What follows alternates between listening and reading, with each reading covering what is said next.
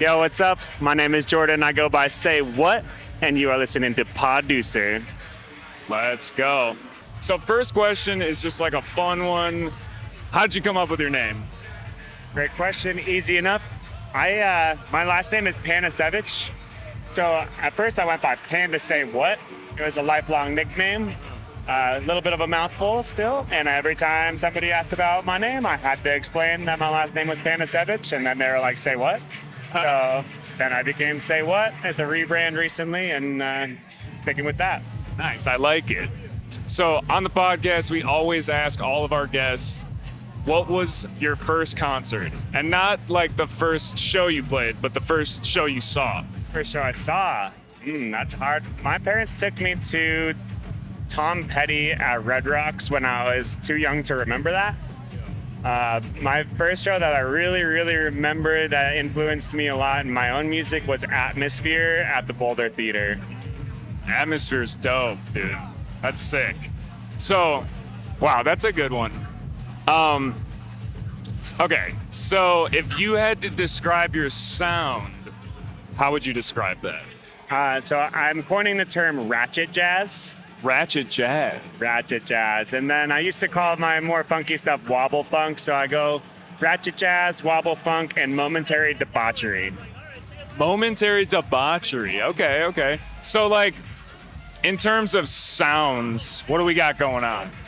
So really like to keep, let's be real, it's bass music, but it's music. So I really like to keep the musical elements. I'm obviously inspired by funk and jazz and soul music. So elements of funk, jazz, soul, actual pianos, actual guitar, and then dirty bass, and keeping it dirty, but keeping it musical. Gotcha. Okay, cool. Yeah, when you were playing, there was a trumpet, right? Yeah, so I grew up playing the trumpet, and when I first started producing music, I had to hit up my mom and be like, "Hey, you still got my old trumpet?" Oh. Grizz was one of my big inspirations back in the day, so saw him doing that thing, and I was like, I played the trumpet. I'm gonna try again, and instantly became part of what I think kind of helps me stand out or makes it different is you're actually playing the actual instrument. Yeah, for sure. No, it makes it like fun, live. I've interviewed a lot of people where they've said that they've played some kind of I guess like classical instrument, like a violin or something. But a lot of them never went back to it. Once they got the computer, they were just like, I like synthesizers or whatever, sampling or something. So it's good to see you doing that because, dude, those instruments, like the way that they were made, they just sound so good, dude. Like the people that made these things, they knew what was up. It's wild to me how long ago that happened too. Like, I don't know about the trumpet. The saxophone I just looked up recently was made in like 1846 or something. And like, really, how did the fact that they were able to do that all the way back then and that it still holds true to this day is insane. Dude, they had so much time on their hands. That's what I always think. Literally boredom. They were like, we got to make something cool, man. Like, make this sound good. Yeah. Oh, batters, dude. The new Skrillex Flow Dance song behind us. Yeah. What are some artists that inspire you? Like, let's go also new artists like that you're like keyed into, and then also some older inspiration. Okay, for sure. By far my favorite newer, quote unquote, newer artist is Pretty Lights. Coming back. Yes, welcome back, Derek. I am so stoked that he's back. Back and better than ever. But yeah, I've been listening to him for as long as I can remember, since I was a teenager 15 years ago almost. I like Grizz, Grammatic, Big Gigantic, like those kind of new artists that are also doing the musical instrument thing.